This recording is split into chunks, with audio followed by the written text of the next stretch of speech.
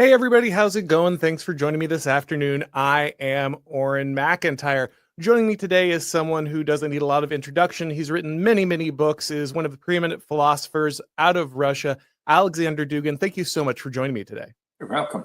Nice to see you. Excellent. So I want to just begin by discussing the issue of multipolarity.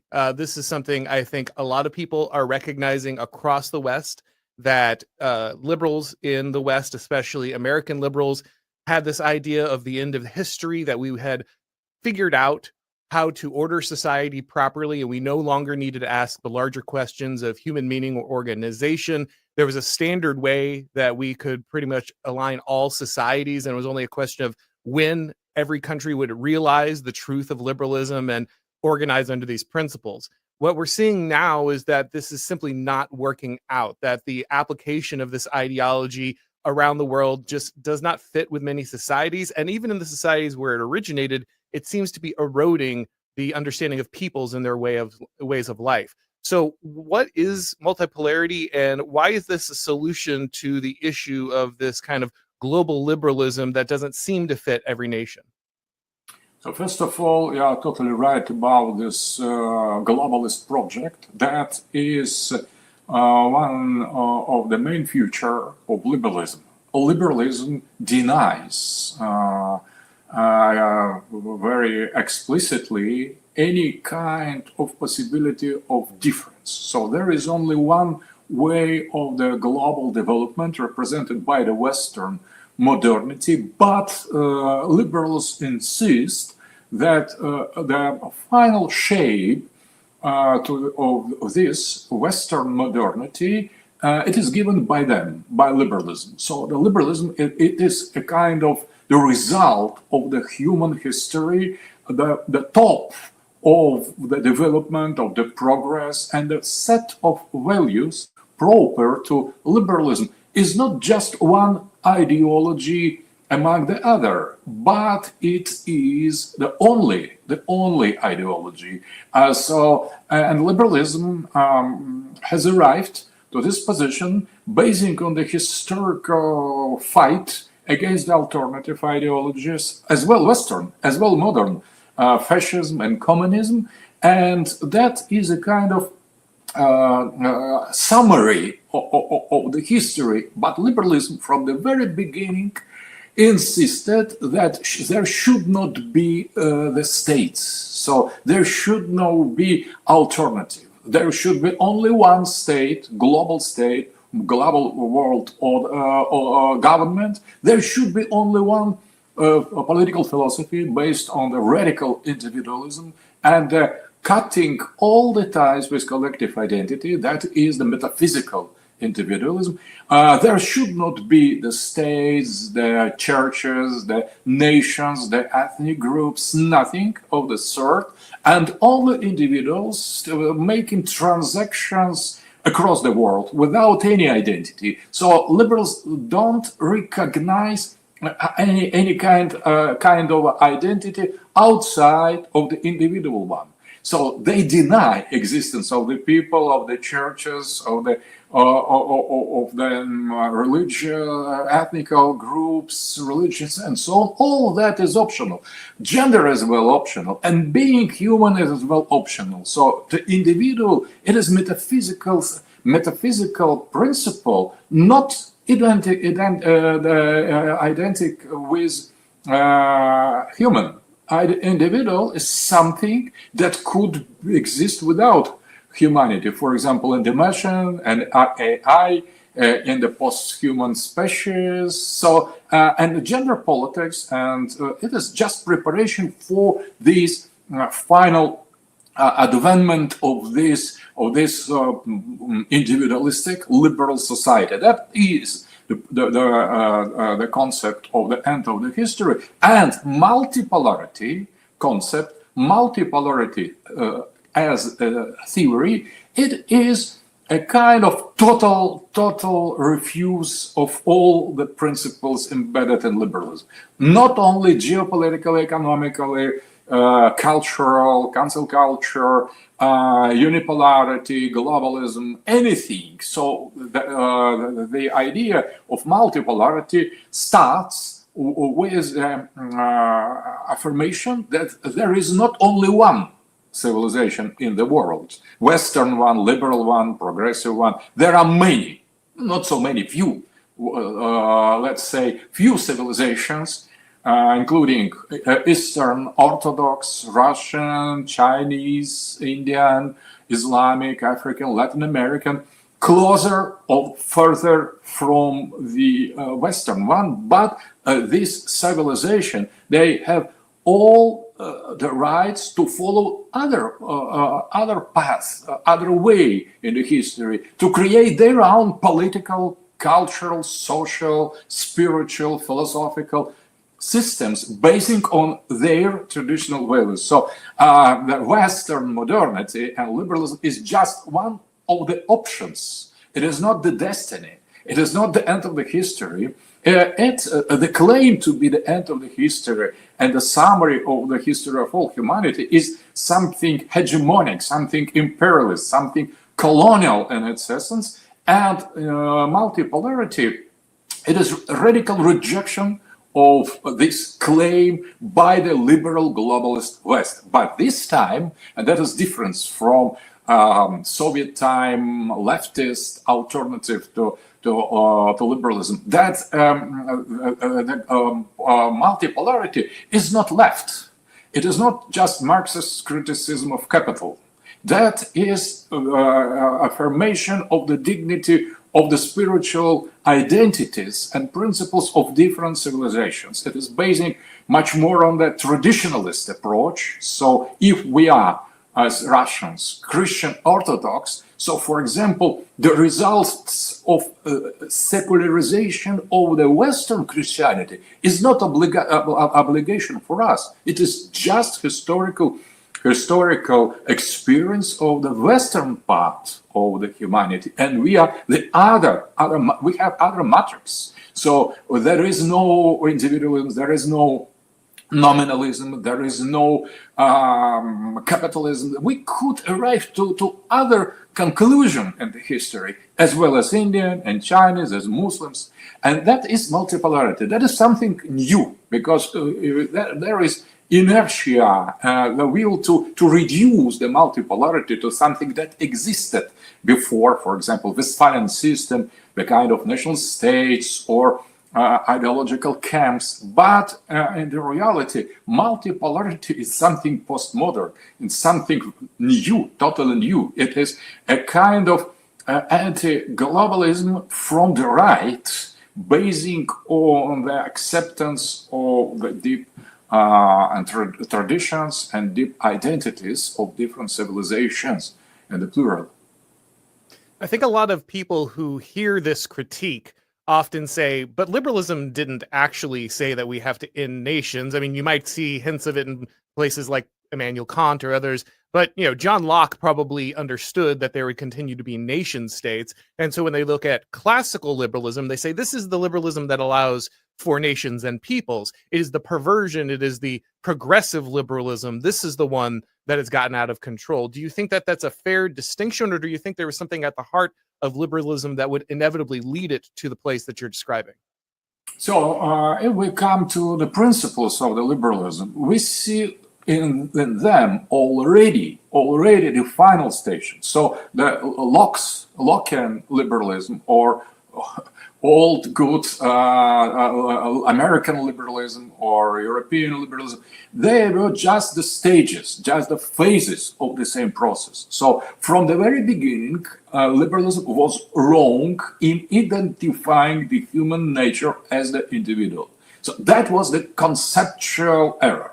And when this conceptual error was in the center of the philosophical tradition, that started to pervert step by step all the social and cultural and political systems. So liberalism worked through the centuries, not being so horrible as today, but if we follow the development of this was very principles of individualism, starting from Protestant Reformation, starting from anti-Catholic theology of the Reformation, we could identify this nominalist, individualistical approach already in the roots of the liberalism. But obviously, old liberalism it was not so radical because it was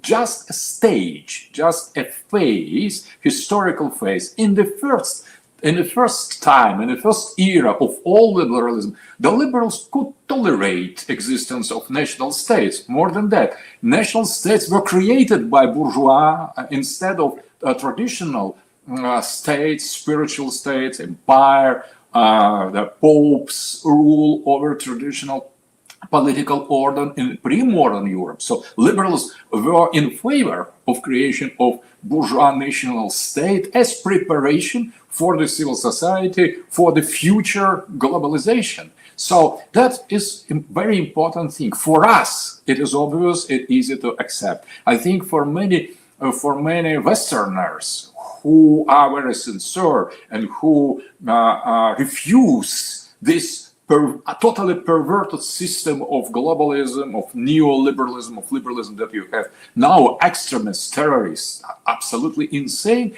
It is difficult to accept that because American history started with some kind of religious for liberalism, and if we compare that, or the beginning and the end, so there is still a huge gap between them. So there is a abyss between them. But if we take a step outside of the Western history, of the Western modernity, we could identify that with the eyes of Russian, Muslim, or India, on traditionalist, Chinese, Confucianist. We could see that the problem was within Western modernity already. So that was, and the evil was there. So just we have arrived at the final station, the terminal station. So now, but that was planned, and the tickets were about to get where we are now for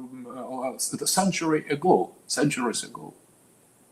So Samuel Huntington and his battle with Francis Fukuyama, with the end of history and the clash of civilizations, is very much at the heart of your work. You're in the dialogue with these guys. And Huntington comes to the realization that after the ideological bifurcation of the global order, under communism and liberalism, that we were going to have these much more organic identities. We're going to return to a more traditional understanding of peoples, of language and religion and heritage, and many of the things that had made up identities previously. One of the things that he points out is that you're going to probably not see nation states be enough to push back against a more global order. Instead, he sees civilizational blocks where a core state more or less runs the zone, and then the other states that share in that civilization, he tends to define them by religion, they will be part of that civilizational block with that kind of one or two core states leading this. You have a similar recognition of the need for there to be larger identities than nations, but smaller than global understandings. You have the empire understanding, it's similar but not exactly the same. Now, I would wonder what you think are the differences between your and Huntington's solution, why yours is more robust, because I think to many people looking at the geopolitical goals that you might have, they're saying, okay, well, yes, some of this makes sense, but the practical application of this is basically the United States needs to roll back its empire and Russia needs to be allowed to expand and control its empire. And so just practically, this looks like someone who's selling a philosophy to me that is going to hurt my nation and help his nation. And so I was just wondering if you could speak to the differences between you and Huntington in this area, and if there's a true reason for why this needs to be organized, or if this is ultimately just in service of a geopolitical project. So first of all, I think that Huntington was absolutely right. So he was prophetic. He was deeper than everybody believed during his life, because he has given the more correct description of the world and of the future. Everything we see, starting from 2000, 9/11, from all this period, starting with 2000, that was absolute confirmation that Huntington was right and Fukuyama was totally wrong. Fukuyama himself, I have spoken several times with him, he recognized that. So his claim that there is only one humanity, only one state is over, that was too early. It was not timely. So, and he affirmed, Fukuyama, that in order to arrive to the end of history, we need more time, some maybe new phases to prepare this end of history. So he was in hurry too much.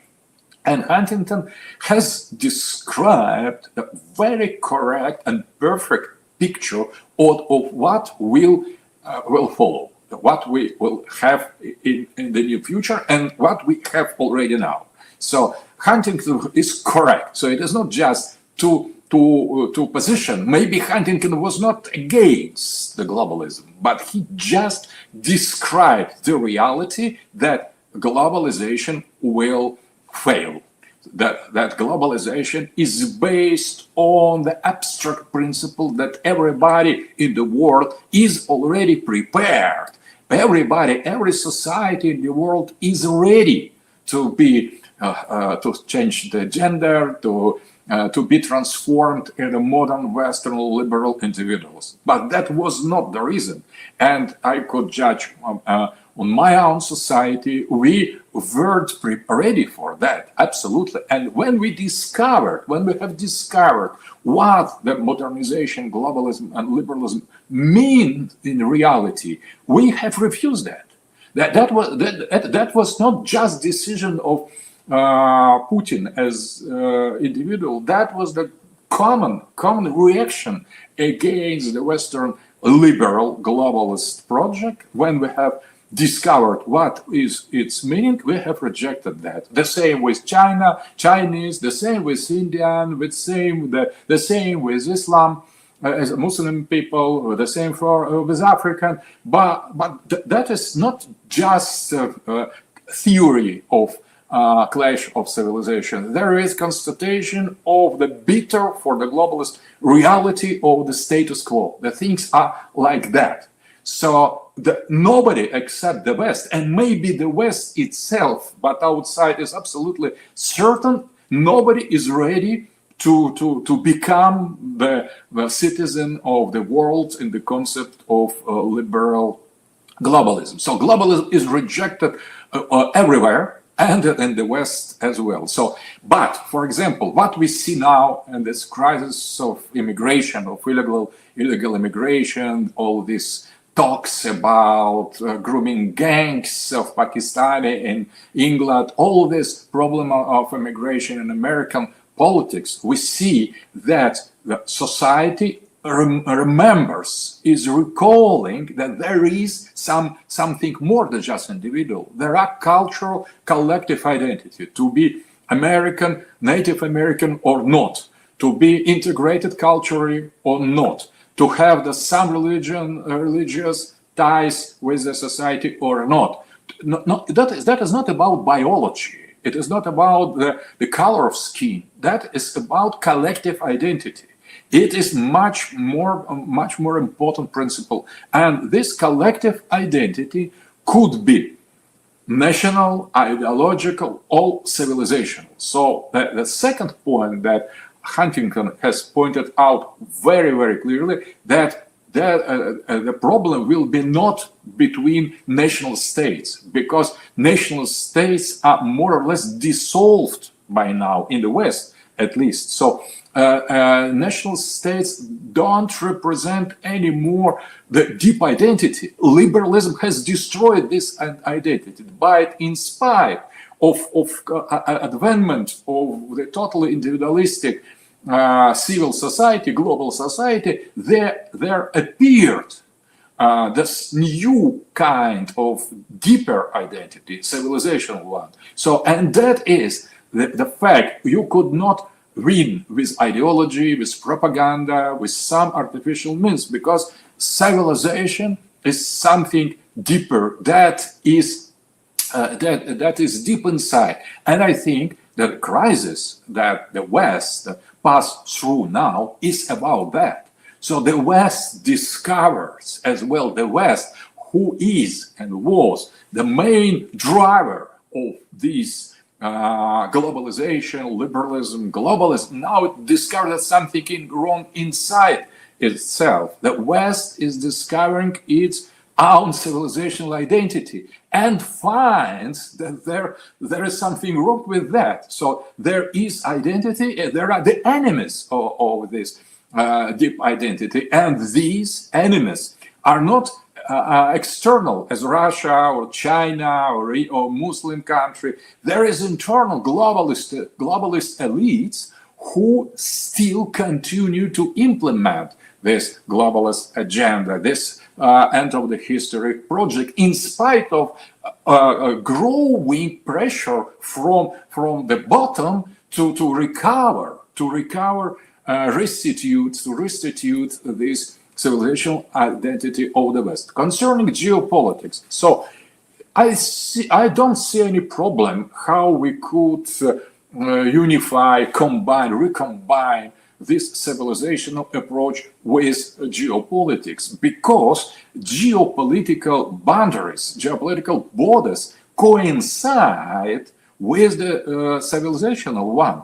They are not just the borders, but frontiers. They are the zones between civilizations. So they correspond to the existence of the great empires in the past, before advent of the modernity. So that is not by the case. So civilization is much deeper and much stronger civilizational identity than just politics, national state, ideology. Civilization is common ground for different people living in different states, but sharing the same worldview by the culture, by the roots, by the identity. And that coincides with the shape of the empires. So we could call this new multipolar world as the global power, or global powers world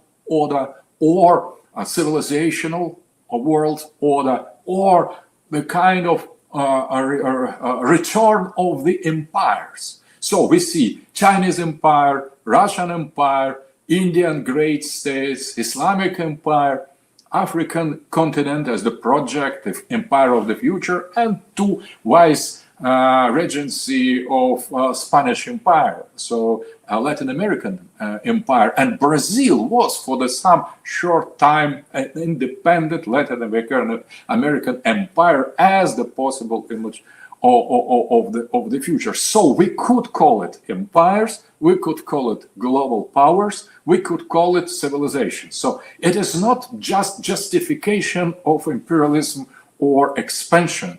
It is about something much deeper, and the Ukrainian war, it is not just the war between West and Russian civilization. It is about the very principle of sovereignty and the freedom to impose to one of the civilizations its own rule in the zone of its responsibility, because it is not about to add Ukraine to some Western civilization state. It is idea in the Ukraine there is battle, the fight between globalists, between liberals, between those who are for the end of the history, and with those who defend multipolar vision.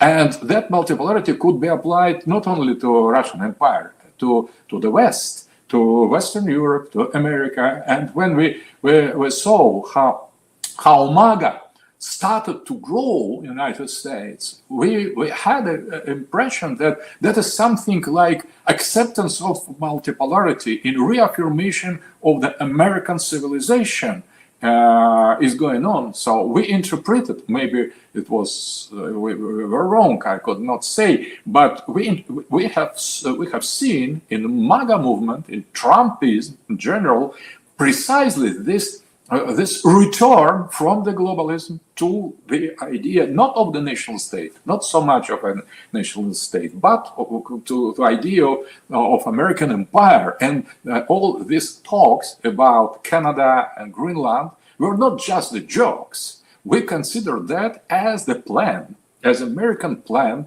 to create great space, to establish North American civilization as the pole of this multipolar world, maybe strongest, maybe leading pole, but just the pole among the other. So that how we read Trumpism and MAGA, maybe we were wrong, and that is the very interesting subject of discussion, I hope.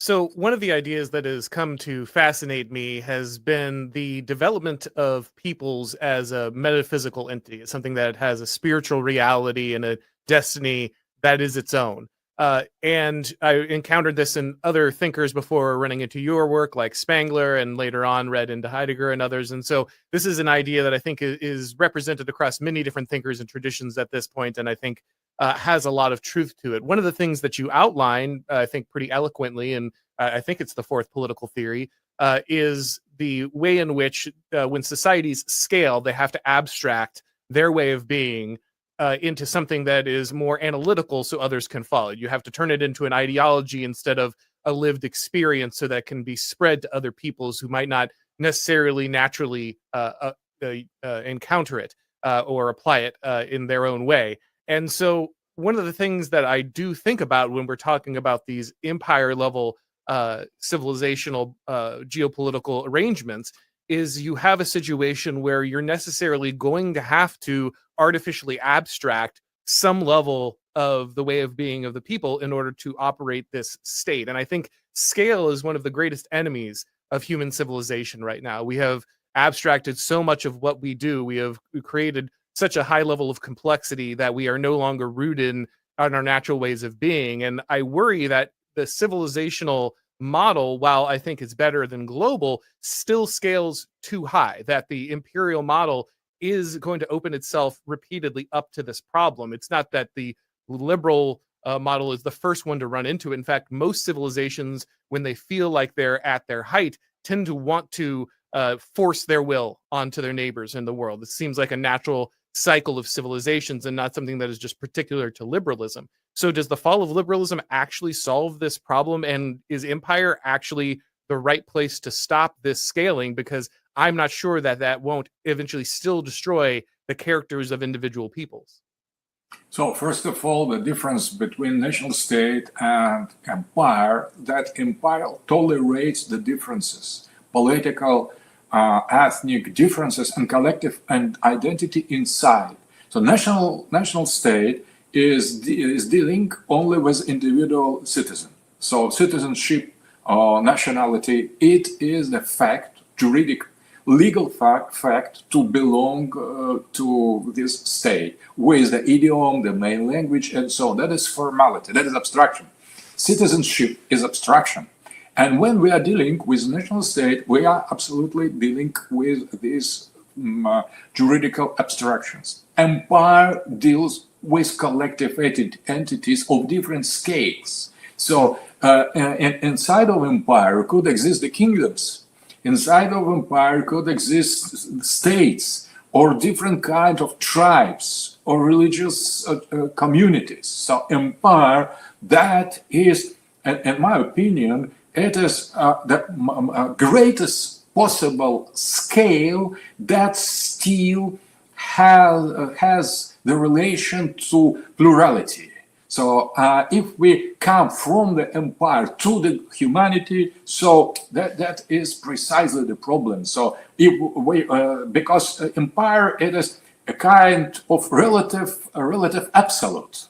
That is a kind of universality with the limits, inside of the limits, not outside of the limits. That and empires, they always rescale. So they grow, they shrink, but and that is natural process.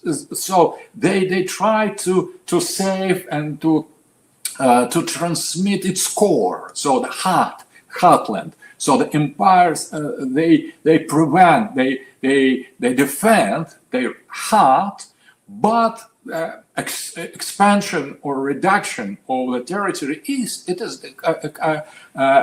sort of working heart in the organism. So it is expansion that is opposite process. So the process of rescaling is not abstract. It is put in the reality of the being, and the main power of empire is attraction. It is not so much expansion, but attraction, cultural attraction, metaphysical attraction. So empire should have mission, and that mission is the last argument to unite the people and different political and social and cultural entities, including religious entity, around this axis. So the empire has something Platonic inside of it.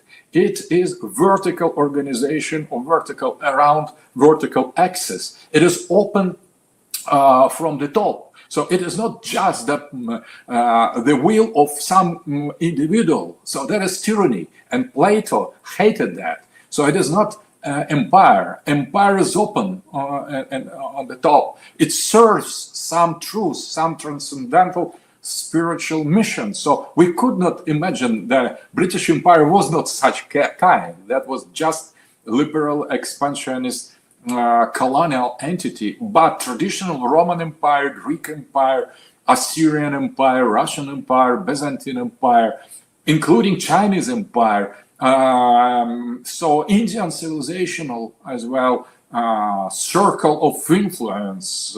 So all these traditional empires, Ottoman Empire as well, Abbasid Empire, they united many different political entities. So they preserved rather than destroyed the differences inside of them. And national state, it is totally opposite. So national state, it's something that reduces all kind of identity to the individual one, to the citizen. And that is preparation step to globalism, to civil society. When you destroy the organic cultural, spiritual entity by individuals, you maybe in the first time in the borders of the national state, after that they are ready to integrate in something more, as in the European Union.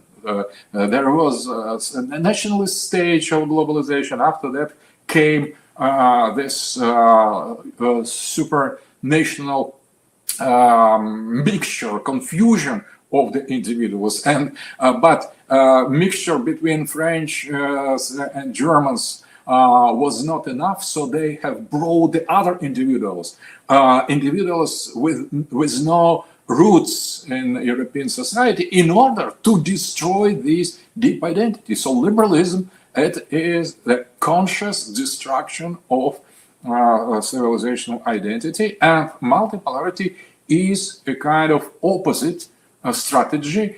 And I think that as well, that is important, that abstraction, you have mentioned the word abstraction. I agree that sometimes abstraction is bad thing, but bad abstraction is bad.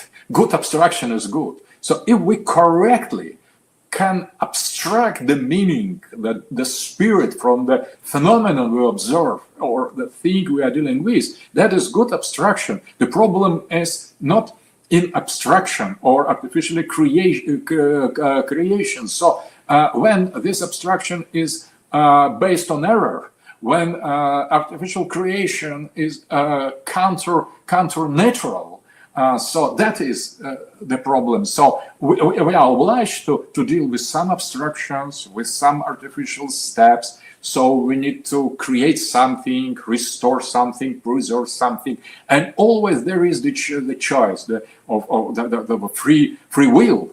We Christian Orthodox, we believe in existence of free will. It is one of the main important point of our belief. That is difference with Calvinists. So we are absolutely certain that there is free will. So we could choose, we could make a wrong decision, we could repent, we could revise, criticize ourselves, but we are free to decide. And in globalist, modern globalist situation, you have no right to speak what you think. So you should say exactly what CNN or Soros Network or Starmer has said you to say. So there is totalitarianism, liberal totalitarianism, based on this mechanical understanding of the progress, of the individualism, and so on. So I think that empire, it is not about imperialism, not about expansion. It is about the principle. So the state with the mission, the state that accepts the differences inside and bases these differences on the principle of collective identity. Yes, Spengler's prediction is far more fatalistic, as it tends to, have the civilizational phase, which ossifies these different ways of being into something that no longer has, is no longer animated by the spiritual. He saw that as kind of the end of a civilization rather than its ability to readjust, I suppose, in those moments. But one of the other things I wanted to ask you about, because you're one of the few people besides Nick Land that I've ever seen touch on the issue of accelerationism, which is very important to me because neo-reactionary theory is kind of how I got into this. And in Land, it's the it's the lack of the negative feedback in the circuit, the cybernetic feedback loop. For you, it's the monotonic process. But in either instance, it's the recognition that we seem to be heading through this postmodern moment into something else, and what we're going to end up with is going to be perhaps post-human in a way. Now, when I spoke to Nick Land about this, he said, comparing with kind of what he had seen of your work, that the difference is, while you were both recognizing a similar phenomenon, actually he interestingly brought it back to the ethnic difference. So he said for him, being an Anglo, the end of accelerationism was actually the jettisoning of the human, and created a different scenario where capital escapes that which is human and finds its own destiny in the stars, as where your version of this ends with humanity transcending the need to be bound by rationality and science and otherwise finding a way back to spirituality. Can you speak a little bit about those differences? Do you think they're grounded, as he points out, perhaps in an ethnic approach to the way that you see this issue? Maybe so, but interesting. I have asked artificial intelligence Grok to write the article about comparison between my ideas and ideas of Nick Land. And interesting, the result was very, very satisfying. The artificial intelligence responded that there are some similarity and there are some differences. Similarity consists in the rejection of liberal globalist world vision. So radically in both cases. So in my case and in case of Nick Land, dark enlightenment, anarchis, and right accelerationism. So we use almost the same term in our criticism of liberalism. So we despise it, we hate it, we criticize that in all its different forms. So this radical rejection of status quo, of left liberal globalism, is common. But artificial intelligence, I continue, has said that there is a kind of difference. So myself criticize that from the pre-modern position, or considering postmodernity as the chance to return to eternal paradigm, not just to the past but to eternity, because the God doesn't belong to past. The past, the God, it is eternity, and eternity is now. Eternity is not just the way of thinking in the pre-modern time. The eternity, if we believe in it, it is now. Christ is now. Church is now. The mystery church are functioning now. So, and I use, according to AI, the postmodern moment of general dissatisfaction of the contemporary state of things, of liberalism, as a kind of occasion to return to eternity. And Nick Land wants to do completely opposite move. So he tries to accelerate, he tries to get the modernity to its own logical end. So total destruction of the humanity and of the life itself. So his idea, and Reza Negarestani idea, they proceed from the object-oriented ontology, speculative realism, that is idea to finish with the human and philosophy, and start to deal with the things, to the something that is in the matter, or maybe on the other side of the matter, as kind of Lovecraftian entities, the old ones. So and weird realism of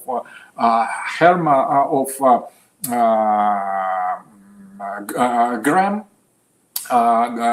Harman and the Mersou as well. They use this term of something that is on other side, grandiose, totally outside, as the personalities described by Lovecraft.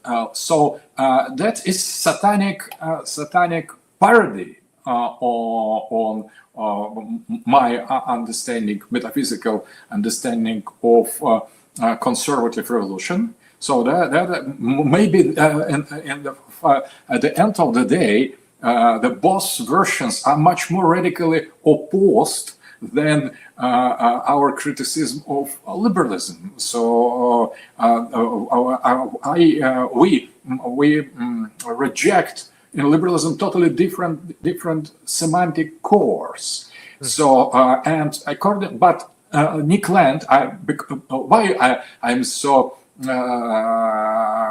interested in his work, because he does two things at the same time, very important for our intellectual strategy. First, he make very important, very deep and essential criticism of globalism and liberalism. That is as critical as in case of Marx, for example. He is new Marx. But at the same time, he serves as example of the clearly, openly satanic essence and nature of the progressism, of the technical development, of the speculative realism. So that is about Antichrist. So and the concept of Nick Land and his fanged phenomenon in his book, very impressive. So he approves, at least it seems as if he approves that the end of humanity, the life, and the liberation of the core of the earth on its final travel to the sun. So that is a kind of satanic anti-Christian myths, but presented naked, presented openly, without any humanistic Wales on it. So, in both senses, that is interesting. He's much more responsible as thinker than the absolute majority of the globalists. They who don't dare to accept what they're doing in reality. They are killing the humanity, and Nick Land affirms, very well, you are killing the humanity, you are going to destroy the life. Very well, say that what you're doing. That will be much more honest. And so let's say it. Don't hide. So let us destroy the life. Let us destroy the humanity. That's a good idea. That was planned in the initial stage of capitalism, and so on. So he is a bit of like punks, metaphysical punks. No future. There is no positive solution to the problem we are dealing with. But this despair is a kind of sincere. It is so we shouldn't. As Nietzsche, for example, Nietzsche has said the God is dead, but that was not Nietzsche who has killed him. That was all the rest around him who made it. So when Nick Land invited the people to kill themselves as soon as possible, so it is not his will. He a bit mocks on them. That is a kind of deep metaphysical bitterness and irony in his work, and I like that also. That we should have some special reading of Nick Land and Reza Negarestani. They are very prophetic in something. That is not the casual event that Peter Thiel is going to dedicate to 4 seminars in the September to Antichrist. So that is very in tune with Land thought. So let's start call the things by their correct names, and I think Nick Land does precisely that, and that is why I respect his writings, his ideas very much. Yeah, it's definitely a situation. I mean, it's certainly a Faustian project. It's certainly a Nietzschean project. And I think that, you can disagree with his objectives deeply, but he is a very clear thinker. As you say, he's got the courage to follow these ideas to their conclusions. And when they're laid bare, then we can actually assess whether this is a place that we want to go. But on the subject of actually making decisions about where we want to go, one of the better illustrations in your work about this issue is the metaphysics of the washing machine, and how this technological revolution draws us and has a natural gradient on which we're going to approach. And the question is, can we protect our own humanity? Can we reject the washing machine? Is there an ability to reject technology and maintain what is human by not sacrificing it? Now, one of the things that Land points out in his version of accelerationism, which I think is unfortunately very true, is that accelerationism collapses decision space. The more that technology advances, the less time we have to react to it collectively, and it robs us of our ability and agency in those moments.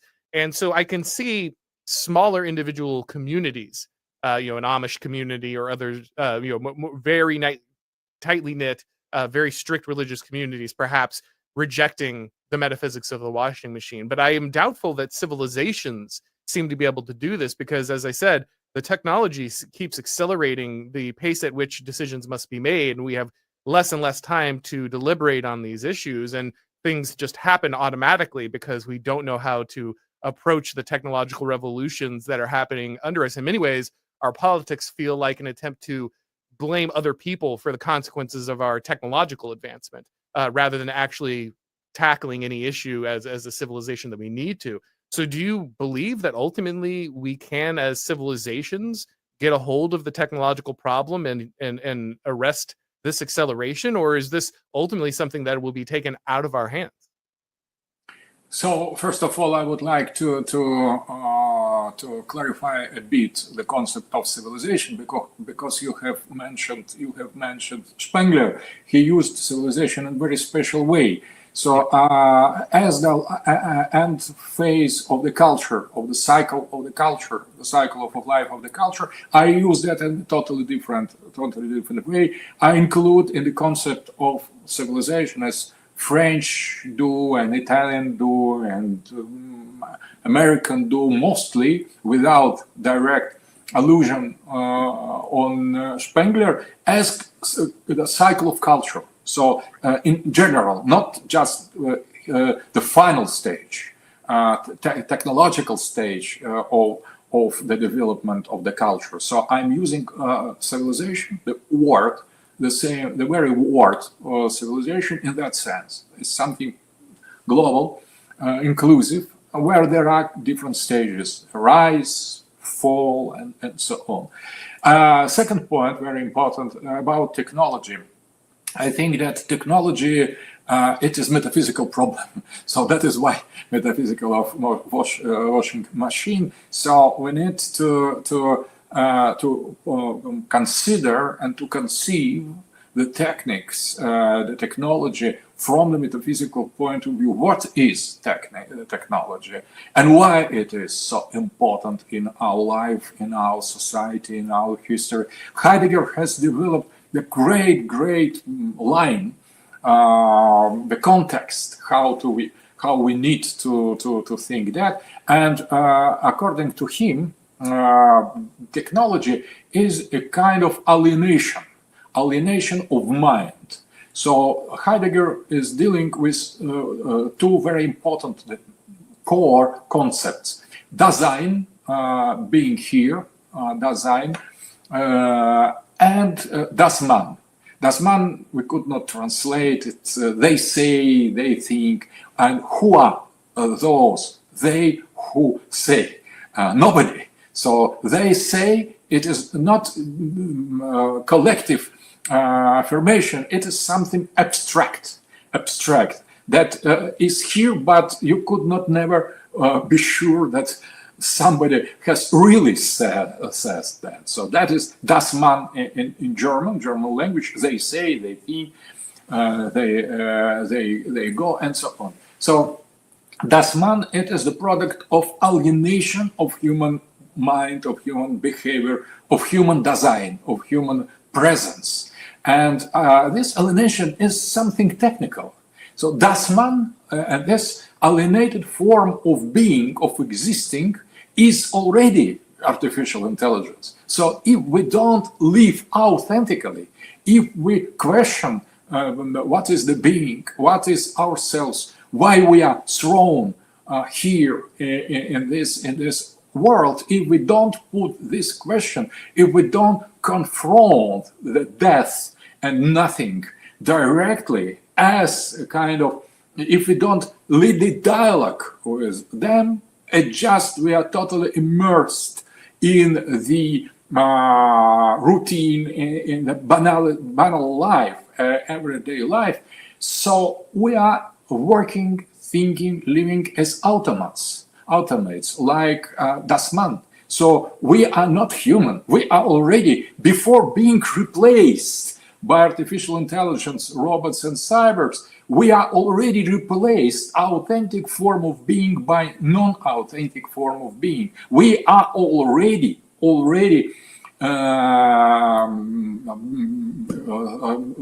we are already the robots, the artificial intelligence, because what is going in our minds, that is the kind of continuation of CNN, of globalist propaganda. They say, they think, they oblige us to do that by the law, by their rules, by their words. So we are working as if we are the parts of the computer, and in that sense, being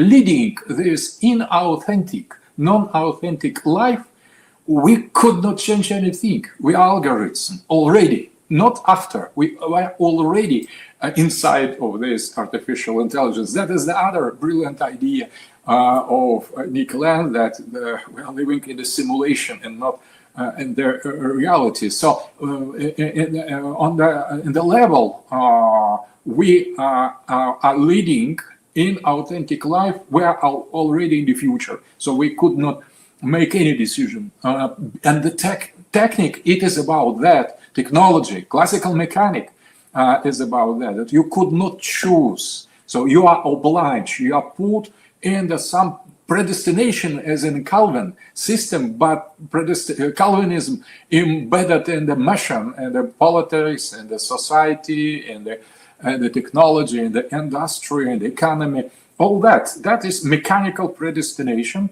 And being that and agreeing with such a definition to be human as they impose on us we should be, so following their orders, so be accepting being the process in their matrix, we have no choice. And that is, if it is so, we agree that design is lost, and design is the possibility to choose, precisely, to choose. And that when there is design, there is always possibility to choose differently. So choose technique or not technique. And when there is no design, they say you should follow the techniques. So nothing could be done. So if we can, and that is about our fight against globalists. They say that everything is already decided. Everything, that is the progress, the laws of social development, there is work day, there is cancel culture, there is progressive value, and we have only one thing, we have to follow that. We could do nothing.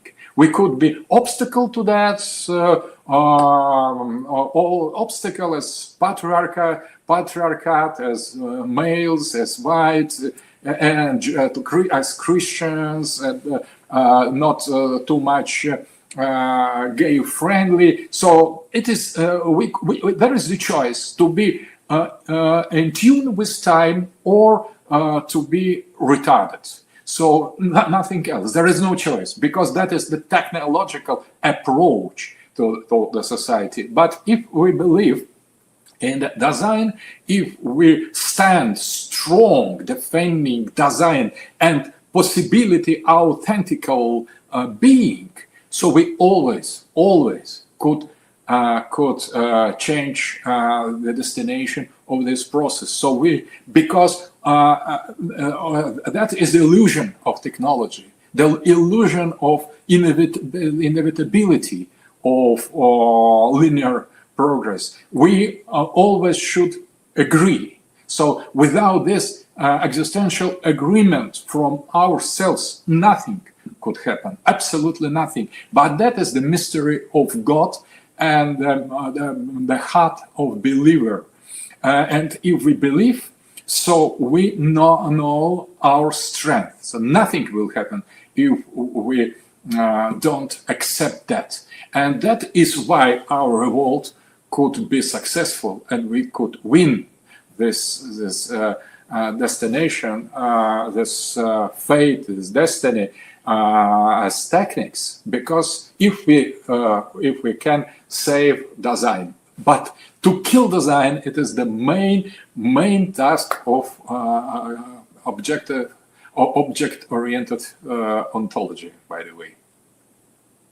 So it seems like you have hope that ultimately we will free the human from this artificial algorithm that's already taken over. I often tell people you're already an LLM and you just don't recognize it, and that throws people for a loop sometimes. But I think it's increasingly clear, as you point out, that people are already operating as algorithms without understanding it, and the return to living authentically, the Dasein, would be overcoming that. But at the same time, even though you seem to have hope for that outcome, you also talk about a post-human politics in which instead of a man sending a text message, the text message sends the man. The partisan goes out and commits crime because technology tells him to, becomes a political actor or terrorist because technology instructs him to. You also explore something that is a little opaque, I think, for most people, but an angelology, an idea that there are larger metaphysical forces that will be driving human action. And so, a way it seems like you're simultaneously saying we need to return to this higher level of human agency and living authentically, but also technology and perhaps the metaphysical realm might be moving in ways that would have us, in a post-human direction when it comes to how politics will play out. So, but when I described what could arrive, that doesn't mean that I agree with that. So interesting that there's the talks about bots and algorithm now is put on the political level. Recently, Netanyahu, the Prime Minister of Israel, has said that the growing anti-Jewish, anti-Israel moods in United States are totally artificial. So there is nothing behind that except the bots, except the algorithm. So now, when I described some years ago that finally there will come the moment when the bots will participate in political debate, now it is the fact. So it is not just my wish that it arrives, but just a kind of analysis. So post-humanism is already here, where we are losing our design. We are in the post-humanist reality also, and the difference between our behavior or behavior of bot is almost nothing. So we behave exactly, they behave exactly like us, we behave exactly like them. So posthumanism is already here. The real humanity, it is the restoration of vertical dimension in our soul and direct contact with higher worlds, with God, with angels, hence angelology. So the beginning of the desacralization of the West was not in the moment when they have lost the faith in God, but when they lost the faith in angels. Angels are very important. They have very important mission in the religion, because God is too high. He is transcendent being, but angels are in between. And when you mock at them, when you say, "Oh, we could recognize the existence of God, but angels, they're pure superstitions." So you hit the theology and most important point. You could the axis is broken. Axis that unites you and God, because it passed by the messengers. So that the figure of angel was so central for Rilke and for Heidegger as well. So the angel, it is not God, it is something much more modest, but much more higher than ourselves. So that is thinking entity. But on the contrary, we are immersed in bodies, and angels are free to think. So they are perfect people, perfect men. They could only think, and that they could dedicate their life for the thinking, and that is why they live eternally, from the beginning to the end of the world. But they could make as well decision, and some of them, we know, the part of angels, they have decided in the wrong way and started to destroy the reality. And I have all the feelings that this terminal station to which Western modern liberal globalist civilization approaches, it is something like devil, like a fallen angel who is hiding behind the matter, behind the end of history, behind of progress, behind of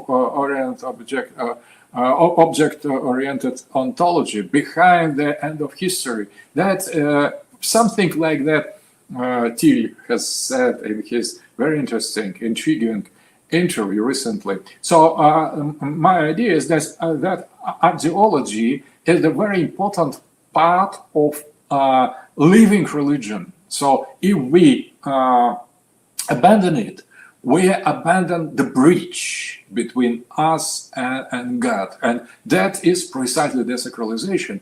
And so our relations to God is destroyed, is perverted, but when this bridge is destroyed, there is the end of humanity. With the end of angel, there is the end of human. So when we say angels are dead, so that means we are already in the post-humanity, because the angel is the relation between man and God, and when we lose these relations, so we are done. So there is something post-human that arrives, and there is no difference anymore between bots, algorithm, and ourselves. We could not prove that, because the proof to be man is relation to God, to the other, to the people, to the society. Relation, not just being present or following some algorithm in life, in society, some behavior. So being present as relation. So this relation, that is the meaning of what is the person, and why person is different from individual. Person is the relation. Individual is something that is under mask, and a person is mask in the Greek sense. So mask means relation. So that is very important thing, that post-humanity, it is not about technical development, much more than that. So technical development is the sign of deshumanization of ourselves. So we are losing our relations to the transcendence, to the higher world. And we think naively that no more verticality, only horizontality is around us. That's wrong, because if we don't get up, we get down. So if we don't ascend to the heaven, we are descending to the hell. So, and hell approaches, and that are not metaphors. So that is something much more than just images. There are some presence of the evil we feel more and more, and I think that many of the people who now become more and more awakened, they feel that. Maybe they could not explain it, but they feel that something is going wrong with the modern civilization. We blame each other, we blame immigrants, we blame Russian, Americans, Muslims, Chinese, everybody. But we feel that something is global. It's better to the most correct blame, in my opinion, it is to blame Soros, to blame globalists, to blame liberals. But they are not ultimate evil. There is something that is hiding behind them. It is difficult to accept the presence, the existence of some things, because modernity mocks at that, mocks at angels, at demons, at Satan, but they should be there, and they are. And their presence is more and more felt by people, I think. Yeah, I think it's becoming increasingly difficult for people to deny that, and they're willing to say it more openly, even as they're mocked, because we're simply too close to it. It's too real to deny, no matter what you've been shamed into. I wanted to ask you one more question, and I should mention for the audience, this is pre-taped because of the time difference, so we won't be able to take audience questions today. Sorry about that. But before we leave, I have to ask, you reading the Fourth Political Theory, multiple times in the book, you discuss the need to, basically make war on the West. That there's, you seem to even have a framing of an apocalyptic end, an eschatological end of the West, and these kind of things. This is very alarming language for a lot of people. I think that they're rightly encountering this. Many people are saying Alexander Dugin is trying to destroy me and my family. He wants to destroy my civilization. He's trying to bring about the end of the world. He's embracing the symbol of chaos. This is a man who is, hates America, hates the West, and is looking to destroy it in some kind of, fiery apocalypse. Again, I understand in the context of the book that may not be the case, but the language is rather incendiary and it brings people to these conclusions. So could you clarify why that language is in the book and what you mean by that ultimately? So if we consider the history, we see that the modernity has appeared in the West. So I'm sorry to say that, but that is a kind of choice made by Western civilization in the beginning of the modernity to take the wrong path that has led precisely to the point we are now. So that was the Western error, Western failure. But and what is important that is decision not of myself as a Russian. That is the conclusion of French and Italian, two most important for myself authors, French and Italian, by René Guénon and Julius Evola. And I have taken that from them, from Western philosophers who have identified the main problem and the end of the world and the Antichrist in the Western modernity.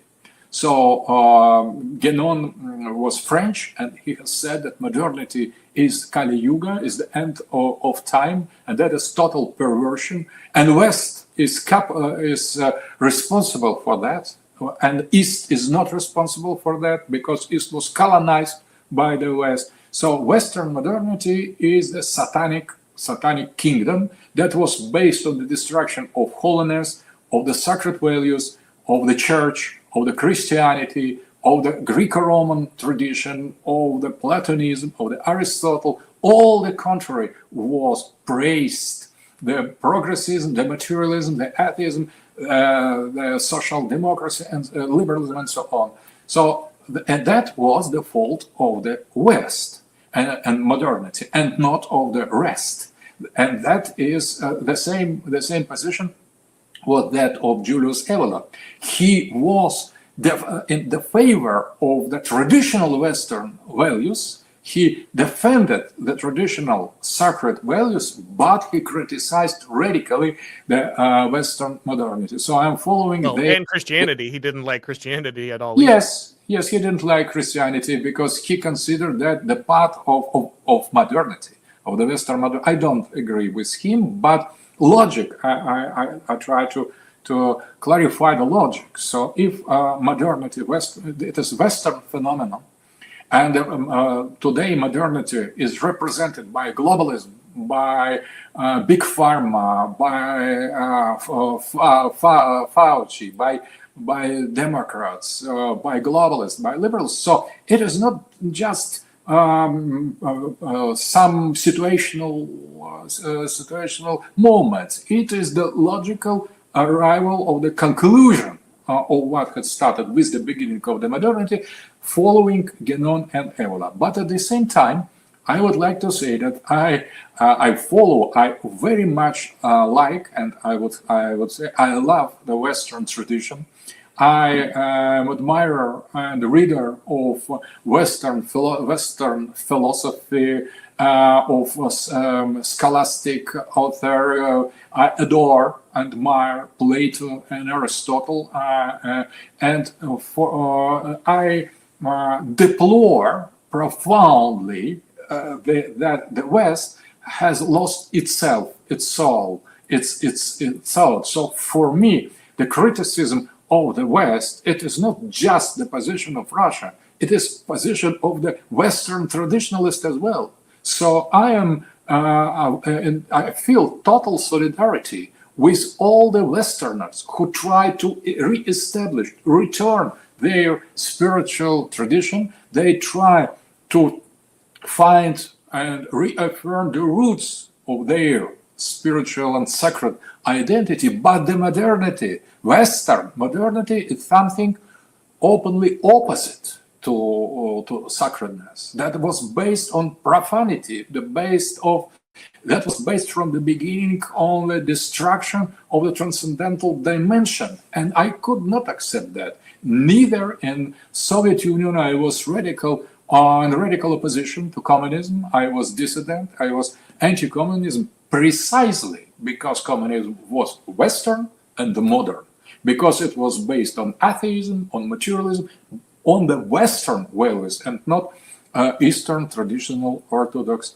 values. So I'm trying to defend tradition in the East, in Russia, in China, in Islamic world, in India, and as well in the West. And that is why I feel the deep solidarity with all those in the West who try to bring back the real profound traditional value, who fight against the globalism, the liberalism, and modernity. And I think they try to split us, to say, oh, that's Russian, they're imperialists, they try to kill you. They say the same for us. Oh, these Westerners, they try to impose their rule. But for sure, we have no desire and not capacity to do that. But globalist West, not some imaginary or some abstract West, but the West we are dealing with now, could do that and is doing that precisely. The West, modern West, attacks us, and we are on defensive position. But if you are under attack, you should resist. You should fight back. But it is not the war against the West as such, but it is the war, our war against the liberalism, globalism, and Western modernity, I would say, represented geopolitically in unipolarity, in hegemony. And why we observe that there is the inner resistance in the West, we feel solidarity with that. So our attitude to West is not linear. So we are against globalist West, but we have nothing against the great Western sacred tradition. And if we could help in something, we would very much like that to do. And that is nothing nationalist in this refuse of the West. That is metaphysical. So we identify as traditionalists, as Christian, as Orthodox. We identify in modern Western modernity the kingdom of Antichrist. And if there is the resistance to this kingdom of Antichrist, we are willing to support them because they are our brethren and sisters. And if we see messengers of Antichrist, we resist against them. So when the people from Soros, Open Society, or from EU, they come to us to teach us, to fight with us, we resist. And without hatred, you could not fight back. But when there are Western traditionalists, they come to us or we come to them, I see no problem with them. So I could easily explain what is our position. I support their absolutely just will to make your society, Western society, great again, because they are not great now. They are in powder. They are totally destroyed. They are not great, and that is very important. When I hear again, great again, I like that, because now America is not great. It is humiliated. Is the hell, and not the prospering Christian Anglo-Saxon traditional society. Is the hell. You need to do something with that. So again, it is important to make it again great. We have nothing against this greatness, restored greatness, but we have everything against present state of things and this globalist rule of this occupational government of the whole West, who now it is clear they are following their own path. They have no relations to the people they represent. They sacrifice you. They use you. They despise you. You are protesting against migrants. They bring them more and more. You resist against mutilation of children during gender operation, but they insist to do that in lower classes, make this absolutely crazy humiliating propaganda of the scene. So I think the real enemy are not us, Russians. The real enemy are the Western globalist liberal elites. And they, in our eyes, they are the most concrete image of the West. So we call them West because they come from the West. They try to represent West. They say we are the West. But I know, and that maybe not many people in Russia, I know that there is something else in the West. I believe in this alternative West who is inside of this morbid and sick civilization. And I strongly believe in the capacity of the return to the authentic design of the Western culture, of Western people. And that's, in that sense, I think I am the great friend of the Western civilization if we include in the term West the sacredness, the Greco-Romans, Plato, Aristotle, and first of all Christian roots. In that sense, we are on the one and the same side. So you've written so many books, and many of them are interlocking with each other. But if someone has listened to this and they want to understand more about what you believe and your thought, what would be the first book you would suggest that they start with? Oh, you know, I'm calling the philosophy the castle of kingdom where there is no doors. So you could there is no some logical line. So if you just take any book, if you are interested, you could enlarge your experience. I have written the book on geopolitics, on the sociology, on the ethnology, anthropology, political philosophy. I have written 24 volumes on each civilization. So I have covered all existing civilization with some volume, and starting to write every new volume, I made some announcement that now from this first page to the last page, I will try to be the man of this civilization. I will not judge this civilization as a man of Russian civilization. I put that outside. I will return to my identity when the last page of the book will be written. But I try to be transformed, to change in this civilization. That is a very important anthropological method. But in main cases, it is applied to small society, to study small archaic tribe, savages, and so on. And I have applied the same method to the big civilization, and I think that is very, very interesting experience. But these books are not translated in English. Maybe some introduction to that is called Noomachia.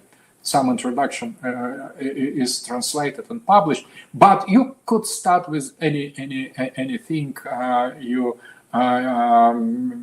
it happened to be with you, because I think they have the same core. They are, as my books are, the paths who leads to the center, to the core, and there is no work that is a core, because all these paths are living. So you're following them, you could arrive to one conclusion to others. So it is some invitation to think. It is not just the final results of the thoughts. What I want, what I desire, it is to awaken the capacity of the authentic thought, and it is. And I don't consider my works as personal, individual works. They are something different. So that is an invitation to think authentically. And if you disagree with myself, if you criticize me, if you abandon me, that is not important. So if you try to start, maybe you will find something I didn't think ever there is theirs, because many people talk to me that they have discovered something in this page, in this book, that I didn't have in mind. That is very important. That is provocation of the original and very special kind of feeling outside of the coding. It is kind of many paths, as many books, as so many paths and so many ways to get out of matrix. So I think you could start wherever you want. Excellent. All right. Well, people can explore your work then at their leisure, at their own interest, and begin at whatever volume they would like. I'd like to thank you so much for coming on. I think this has been a fascinating conversation. And of course, guys, if it's your first time on the YouTube channel, please make sure that you subscribe, click like, the bell, notifications, all that stuff, so you know when we go live. And if you want to get these broadcasts as podcasts, you need to subscribe to the Auron MacIntyre Show on your favorite podcast platform. Sorry, again, this isn't live, so we won't be able to do audience questions. But as always, thank you guys for watching. I'll talk to you next time.